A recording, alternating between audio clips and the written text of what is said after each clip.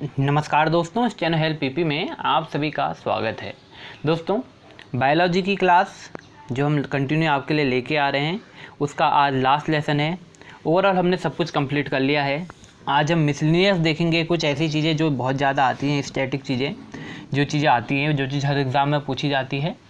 तो आशा करता हूँ आपने सारी पुरानी वीडियोस देख ली होंगी। अगर नहीं देखी है तो आप प्लेलिस्ट में जाके देख सकते हैं। बायोलॉजी की स्पेशल प्लेलिस्ट बनाई गई है, उसमें आपको पूरी क्लास शुरुआत से लेकर लास्ट तक मिल जाएगी, जो आपके लिए काफ़ी बेनिफिशियल रहने वाली है।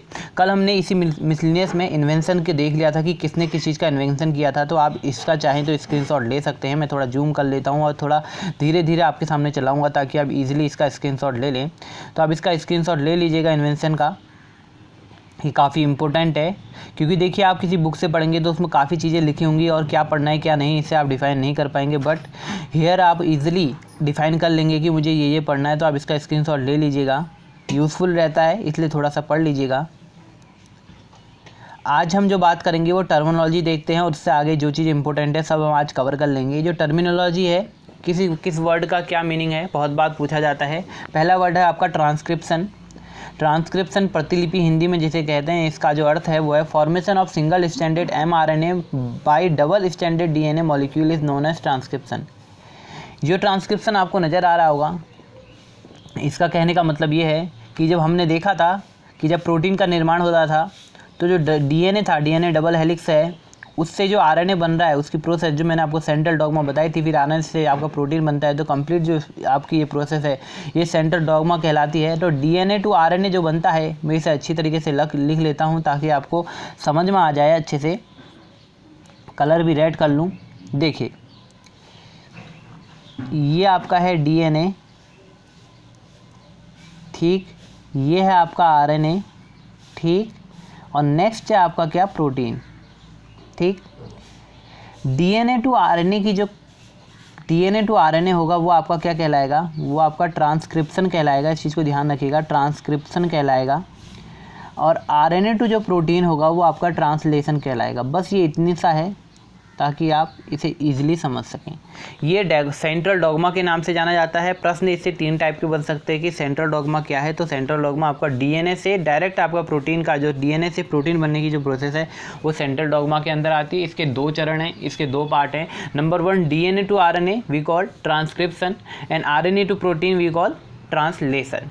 DNA से RNA का बनना हम प्रतिलिपि कहते हैं और RNA से प्रोटीन का बनना हम रूपांतरण कहते हैं। और यही चीज़ आपके सामने यहाँ पर लिखी भी हुई है। आप इसे अगर समझना चाहें तो यहाँ से भी समझ सकते हैं। ट्रांसलेशन क्या है? Translation is a synthesis of protein molecule by mRNA, ठीक है। नेक्स्ट आता है आपका सिस्टोल। सिस्टोल हमने पढ़ा था हार्ट में, जहाँ पर कॉन्ट्रैक्शन होता है आपकी हार्ट की मसल में, ठीक है। फिर होता है डायस्टोल। इसमें क्या होता है, रिलैक्सेशन होता है हार्ट की मसल में। एक कॉन्ट्रैक्शन है, एक सांस को लेना एक छोड़ना, जो आप लोग प्रोसेस करते हैं वो आपको कॉन्ट्रैक्शन, और आपका रिलैक्सेशन जो प्रोसेस है वो सारी चीज़ें हैं सिस्टोल और डायस्टोल, ठीक है। एक नेक्स्ट आता है बायोडिग्रेडेबल, स्वाभाविक रूप से सड़नशील, जो अपने आप ही सड़ जाते हैं, इस टाइप के, ठीक है। Glyco means carbohydrate, sacro means muscles. तो इसे थोड़ा सा आप देख सकते हैं। जो आपने देखा होगा गैस्ट्रोलॉजी आपने देखा होगा, गैस्ट्रोलॉजी आपने डॉक्टर देखा होगा, गैस्ट्रोलॉजी डिपार्टमेंट देखा हो तो गैस्ट्रोलॉजिस्ट आपने देखा तो जो पेट से रिलेटेड, आमाशय से रिलेटेड चीज़ें रहेंगी वो गैस्ट्रोलॉजी देखेगा। आप देखेंगे राइनो आपको दिख रहा होगा, नोज़ से रिलेटेड आपकी जो चीज़ें होंगी वो नोज़ होगी, ठीक है। नीचे है नेक्स्ट है आपका ब्रांचेस ऑफ बायोलॉजी। बायोलॉजी की क्या क्या ब्रांच क्या क्या डील करती है, कुछ इंपॉर्टेंट हम देखेंगे। जैसे आपका pathology, study of disease, entomology, study of insect. Screenshot ले लीजिए, सबसे बढ़िया स्क्रीनशॉट ले लीजिए और ख़ुद पढ़िए इजीली और जल्दी तरीके से, अच्छी तरीके से याद होगा। मैं भी आपको बोलने की कोशिश कर रहा हूँ। फिशरी, मछली उत्पादन, पोल्ट्री मुर्गी उत्पादन, सेरिकल्चर रेशम का पालन, ठीक है, सिल्क जिसे कहा जाता है इंग्लिश में, सिल्क का पालन।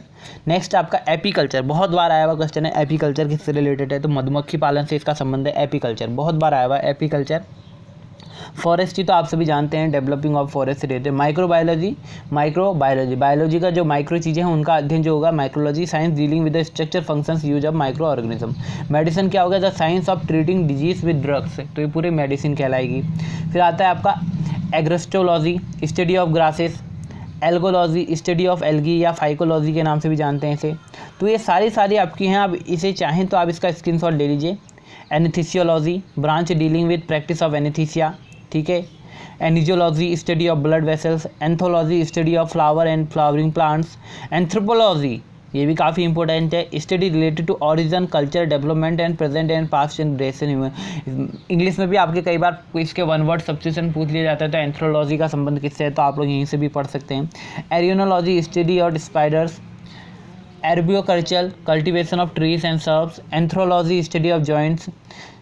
तो ये आपकी बहुत सारी आपको यहाँ पर logy, history, chemistry, biochemistry, genetics दिख रही होंगी, तो आप इन सब का स्क्रीनशॉट ले लीजिए। Bionomics ecology, bryology study of bryophytes, cardiology study of heart, cheirology communication system, deaf and mute sign language, chondrology study of cartilages, craniology, ठीक है, डर्मेटोलॉजी। फिर आपका है आपका इथोलॉजी, फ्लोरिकल्चर। मैं एक बार आपको सब टिक करके बता दूं जो आपके लिए बहुत ज़्यादा इंपॉर्टेंट है, आपको किस चीज़ को कवर करना है। देखिए सबसे पहले आपको एंटोमोलॉजी बिल्कुल पढ़नी है, ठीक है, और सेरिकल्चर और ईपीकल्चर, और तो सब आप समझ जाएंगे। सेरिकल्चर और ईपीकल्चर आपको देखना है, ये तीन तो आप देख लीजिए ध्यान से। नेक्स्ट है आपका, इनमें है आपका एंथ्रोपोलॉजी, 15th नंबर एंथ्रोपोलॉजी, ठीक है, ये एंथ्रोपोलॉजी आपको करनी है, एंथ्रोपोलॉजी। फिर आपका ऑर्बियोकल्चर, ये भी इम्पोर्टेंट है, ये भी पूछा जाता है। नेक्स्ट है आपका डेमोग्राफी, इसे देख लीजिएगा, डेमोग्राफी, डर्मेटोलॉजी, ठीक है, आपका इसमें इतने इम्पोर्टेंट यही दो नज़र आ रहे हैं। फिर है आपका फ्लोरिकल्चर, इथोलॉजी, गैस्ट्रोनोलॉजी, अभी मैंने बताया आपका, और इसमें आपका और इनमें से कुछ ज़्यादा इम्पोर्टेंट नहीं है, इनमें भी कुछ इतना ज़्यादा इम्पोर्टेंट नहीं है आपके लिए। एक अभी ये है माइकोलॉजी, देखिए एक माइकोलॉजी एक मायोलॉजी है, इसको ध्यान रखिएगा, मसल्स का अलग है और माइको फंगाई का अलग है, ठीक है, इन दोनों को भी आपको पढ़ना है। ऑन्कोलॉजी कैंसर से रिलेटेड, माइकोलॉजी, माइसोलॉजी ये आपका, ओडेंटोलॉजी टीथ से, ऑन्कोलॉजी कैंसर से, ठीक है, ऑप्थेल्मोलॉजी आइज से आपका, ऑरिंथोलॉजी आपका बर्ड से, ऑर्थोपेडिक्स आपका जो रिपेयर होता है, डायग्नोसिस होता है बोन से related, osteology study of bones, ठीक है। नेक्स्ट आपका paediatrics branch of medicine dealing with children, English में भी पूछा जाता है, ये जो इम्पोर्टेंट है मैं आपको बता रहा हूँ। रीनोलॉजी स्टडी ऑफ नोज,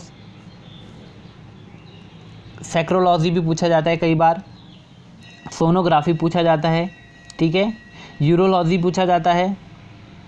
तो ये कुछ इंपॉर्टेंट है, आप चाहें तो सबका स्क्रीनशॉट ले सकते हैं, करीबन ये आपके 86 हैं, एक बार पढ़ सकते हैं, रीड आउट कर सकते हैं, जो इंपॉर्टेंट है उन्हें आपको याद करना है अच्छे से, जो मैंने आपको इंपॉर्टेंट बताया, ठीक है। कॉमन एब्रीविएशंस इन बायोलॉजी में जिनकी फुल फॉर्म पूछी जाती है, जैसे ABA है आपका, मैं इंपॉर्टेंट बता दूँ, ABA आपको याद करना है, ACTH आपको याद रखना है, ठीक है, ये हार्मोन हमने पढ़े थे। एड्स आपको याद रखना है, ATP आपको याद रखना है, एडिनोसिन ट्राइफॉस्फेट, BCG आपको याद रखना है, ठीक है, बेसाइल सेल्टिनेट ग्यूरेन, ठीक है, BOD आपको याद रखना है, बायोलॉजिकल ऑक्सीजन डिमांड, DDD आपको याद रखना है, डाइक्लोरो डाइफिनाइल ट्राइक्लोरोइथेन, ये बहुत बार पूछा जाता है, इसको याद रखना है आपने। ECG आपको याद रखना है, इलेक्ट्रोकार्डियोग्राम इसकी फुल फॉर्म है। नेक्स्ट है आपका ELISA, बहुत बार पूछा गया है, ELISA टेस्ट और उसका फुल फॉर्म, तो ELISA टेस्ट आपको बताना है, एंजाइम लिंक्ड इम्यूनोसॉर्बेंट ऐसे इसकी फुल फॉर्म है, ठीक है। नेक्स्ट है आपका HIV human immuno deficiency virus, ठीक है, इसे भी आपको याद रखना है। LH आपको याद रखना है, ल्यूटिनाइजिंग हार्मोन, ठीक है। नेक्स्ट है आपका रूबिस को भी बहुत बार पूछा जाता है, राइबोलोज बाइफॉस्फेट कार्बोलेज ऑक्सीजनाइज, ठीक है। नेक्स्ट है आपका TMV tobacco mosaic virus, WBC तो आपको पता ही है, तो आपको ये सब याद रखना है, ठीक है, अच्छे से इनका स्क्रीनशॉट भी ले सकते हैं आप लोग, वरना जो मैंने बताया उन्हें तो आपको याद करना ही है। इसके बाद हम बात करते हैं कुछ टॉलेस्ट एंजियोस्पर्म में, सबसे टॉलेस्ट मैंने आपको बताया था यूकलिप्टस सबसे टॉलेस्ट है। एनिमल में जिराफ को सबसे लंबा माना जाता है। जिम्नोस्पर्म में आपका सेक्वा है, और मोनोकॉट प्लांट में आपका डेट प्लाम है, सबको आपको याद करना है। स्मॉलेस्ट भी आपकी स्क्रीन पर आपको नज़र आ रहा होगा। एंजियोस्पर्म फ्लावर में वोफिया, ये ज़्यादा इंपॉर्टेंट नहीं है, प्लांट ज़्यादा इंपॉर्टेंट नहीं है। बोन इन मैन ये ज़रूरी है, एयर में आपकी। बर्ड, हमिंग बर्ड सबसे छोटी है, ये भी इम्पोर्टेंट है। सेल आपकी PPLO की सबसे ज़्यादा है। वर्टिब्रेट में आपका क्या स्क्वैमोनस एपिथेलियम में होता है। एंडोक्राइन ग्लैंड सबसे छोटी, पिट्यूटरी ग्लैंड। जिम्नोस्पर्म, ये भी ज़्यादा इंपॉर्टेंट नहीं है, ये भी नहीं है। चलिए लॉन्गेस्ट की बात करता हूँ। बॉर्न इन मैन, फीमर सबसे लंबी, सेल सबसे लंबी, न्यूरॉन, ठीक है। और आपकी लीफ है आपकी रेप्सिया की। अब बात करते हैं largest, biggest and heaviest. Overall हम देखेंगे कि कौन लार्जेस्ट है, तो आप देखेंगे सबसे बड़ा एल्गा, ये ज़्यादा इंपॉर्टेंट नहीं है, फिर भी पढ़ सकते हैं इसको, माइक्रोसाइटेसिस है। एम्फीबियन में आपका क्रिप्टो ब्रांचेस है। और बर्ड सेंचुरी आपकी भरतपुर, ठीक है। नेक्स्ट आपका एक्सोक्राइन ग्लैंड में, इसको याद रखिएगा, सबसे बड़ी एक्सोक्राइन ग्लैंड आपकी लीवर है, ठीक है। लार्जेस्ट फॉरेस्ट एरिया किसका कहाँ का है, मध्य प्रदेश का है। अभी रिसेंटली जो अपडेट आई उसमें भी मध्य प्रदेश ही आया है। नेक्स्ट है आपका नंबर ऑफ एनिमल क्रोमोसोम्स, ठीक है, इसे याद कर लीजिएगा। प्लांट सेल सबसे बड़ी कौन सी है, ग्रीन एल्गा की, एसिटाब्लोरिया की, ठीक है। इंपॉर्टेंट डेट भी आपके सामने कुछ है। देखिए सारा मिसलेनियस जो आने की पॉसिबिलिटीज़ है सब आप इससे एक आइडिया लगा सकते हैं कि मुझे ये चीज़ पढ़नी है, इसमें थोड़ा सा फोकस कर सकता हूँ। ये मिसलेनियस है इसलिए आपको दिया क्योंकि सब कुछ इसी वीडियो में कराना है जो संभव नहीं है, बट जो है कि आपका 80 to 90% सिलेबस को कवर कर लेगी और आप इससे आइडिया लगा सकते हैं कि मुझे ये पढ़ लेना चाहिए, ऐसा आने की पॉसिबिलिटीज़ रहती है। तो कुछ इंपॉर्टेंट डेट आपको दी गई हैं, जैसे एंटी लेप्रोसी डे है 30 जनवरी, ब्लड डोनेशन डे 1 अक्टूबर, डॉक्टर्स डे 1 जुलाई, ह्यूमन राइट्स डे 10 दिसंबर, इंटरनेशनल डे ऑफ बायोडाइवर्सिटी 29 दिसंबर। तो आपको ऐसे ऐसे सारे डे दिख रहे होंगे। नेशनल वर्ड्स एड्स डे 1 दिसंबर, वर्ल्ड अर्थ डे 22 अप्रैल, वर्ल्ड इन्वायरमेंट डे 5 जून, वर्ल्ड हेड डे 7 अप्रैल, वर्ल्ड ओजोन डे 16 सितंबर, वर्ल्ड पॉपुलेशन डे 11 जुलाई, world wildlife week 1 Monday of October, ठीक है। कुछ बॉडी के बारे में देख लेते हैं। लार्जेस्ट आर्टरी कौन सी है बॉडी की, एब्डोमिनल आर्टरी है। Next largest bone, femur. Largest endocrine organ कौन सा है, एलिमेंट्री कैनाल है, ठीक है।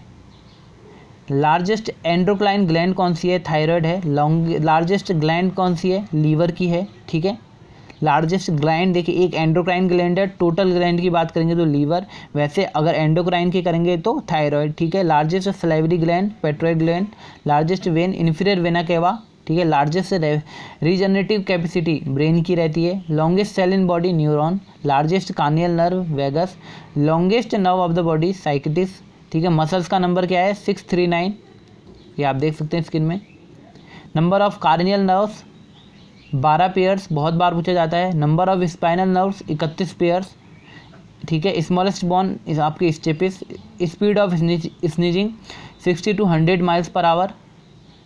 स्पाइनल कॉर्ड का वेट जो भी आपकी स्क्रीन पर है। तो ये था आपका एट द लास्ट, ओवरऑल हमने कंप्लीट कर दिया है। आप सभी को best wishes for your exams. आशा करता हूँ कि आप सभी के लिए ये बायोलॉजी की क्लास जो रही काफ़ी यूज़फुल रही होगी। कहीं पर भी डाउट होता है आप निश्चिंत होकर पूछ सकते हैं, आप कमेंट बॉक्स के माध्यम से पूछ सकते हैं या आप वीडियो को दोबारा से चला के देख सकते हैं। काफ़ी अच्छी तरीके से बताने का प्रयास किया है। कहीं पर भी आपको कोई दिक्कत आई हो कमेंट बॉक्स में आप लिख के जरूर बताइएगा। चैनल में नए हैं प्लीज़ चैनल को लाइक सब्सक्राइब शेयर जरूर कर लिया। और नेक्स्ट क्या स्टार्ट किया जाए आप कमेंट बॉक्स में ये भी जरूर लिखिएगा। मिलेंगे दूसरी क्लास दूसरी वीडियो में दूसरे सब्जेक्ट की। Thank you so much.